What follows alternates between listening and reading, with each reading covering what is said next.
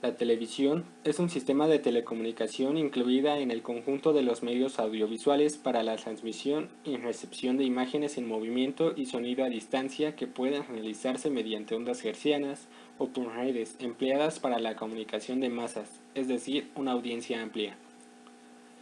Considerados desde sus funciones sociales, estos medios toman parte en procesos de comunicación social, en la medida que la información que transmiten busca causar efectos en la audiencia, y por ello requieren continuamente una medición de este efecto. Esta característica de los medios audiovisuales convoca a distintos grupos sociales como empresas, organizaciones, entidades estatales, etc., para que propongan contenidos o directrices editoriales sobre los contenidos emitidos. La televisión y el cine son los principales medios audiovisuales para visualizar los contenidos, los cuales pueden ser procesados si se cuentan con otras máquinas adicionales como los VHS, los lectores y grabadores de discos compactos en formatos CD y DVD.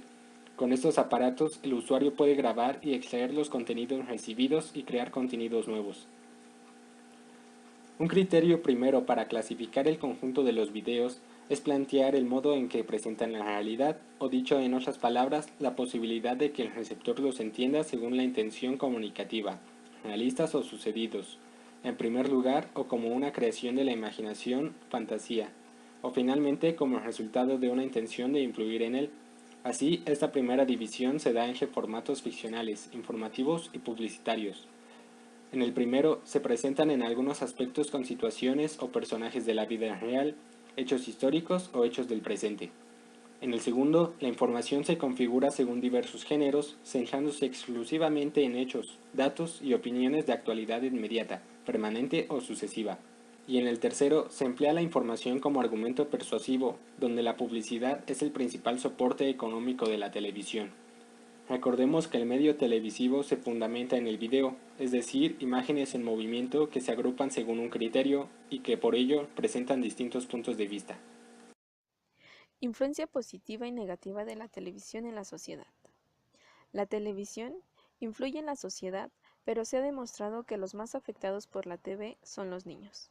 Algunos efectos negativos son la publicidad, que fomenta la demanda de posesiones materiales, el contenido erótico, que por un lado los padres casi nunca ofrecen educación sexual, entonces los niños intentan imitar lo que ven en la TV y el contenido sexual de esta llega a ser muy agresivo, ya que no es adecuado para su edad y se le es más difícil poner límites en un futuro. Ver muchas horas la televisión hace que los niños lleguen a ser agresivos, pesimistas, menos imaginativos, empáticos y tienden a ser más obesos y no son tan buenos estudiantes. Otro se debe a que la televisión se llega a convertir en una adicción por el contenido que tiene. Además desplaza los tipos activos de recreación, reprime la inclinación a la lectura, disminuye el tiempo disponible para la conversación y el intercambio de opiniones.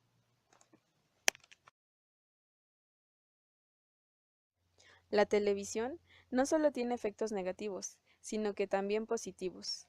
La TV es una herramienta persuasiva que nos permite mantenernos en continua comunicación con los distintos sucesos sociales, políticos y económicos, tanto a escala nacional como internacional, y para que nos pueda ayudar. La comunicación es esencial en el ser humano. Un factor positivo es la rapidez por lo cual las noticias y las informaciones generales llegan con más velocidad, así como las sugerencias para el cambio se amplían. Otro factor es la difusión, el cual se encarga de hacer llegar la información a la mayor cantidad de gente. La principal influencia de la TV en el ámbito de la extraescolar como medio de información, instrumento de cultura y la evasión. La TV bien empleada puede aportar muchas cosas buenas a los niños, ya que les permite conocer el mundo, aprender geografía y costumbres de otros pueblos, interesarse por las manualidades, la cocina y por espacios donde brindan conocimientos sobre la música, los animales y la ecología de manera didáctica, interactiva y divertida. La crisis educativa actual en el país expresa que la mitad de los jóvenes de 15 años no tiene la capacidad cognitiva indispensable no es responsabilidad exclusiva de los profesores, sino se trata de una suma de decisiones fallidas desde el Estado y donde los medios masivos de comunicación, en particular la televisión, también han influido en la transmisión de contenidos triviales. El rezago escolar en México alcanza a 32 millones de mexicanos mayores de 15 años que no concluyeron la primaria o la secundaria, y casi 6 millones de analfabetos. Pero a ello, dijo, hay que sumar que cuando los adolescentes están en la escuela, en muchos casos no adquieren los conocimientos necesarios, y es que la mitad de los jóvenes de 15 años que asisten a las aulas no tienen condiciones para leer, escribir y estructurar lógicamente sus argumentos. Ese es el rezago educativo que muestra la desigualdad social.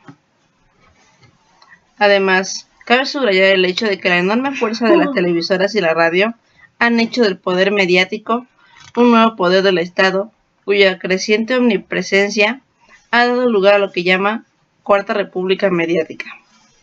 La televisión es poderosa todo el año, porque todo el año construye valores, todo el año convoca a la población y la dirige de un lado hacia otro. Las funciones que dejó de ejercer el Estado las empezaron a ocupar los medios, especialmente, como se mencionó, la televisión. Entonces se rompe el equilibrio. Las televisoras eran soldados del presidente y comienzan a adquirir tal poder que van gobernando el país y los funcionarios. El presidente, los gobernadores y los poderes republicanos se convierten en los soldados de las televisoras. Ahí es donde empieza a surgir el poder de la telecracia.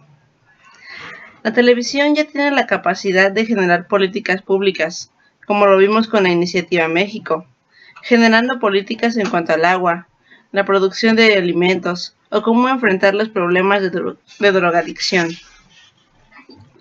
En sus 3 ediciones fue ocupando espacios que le correspondían al Estado.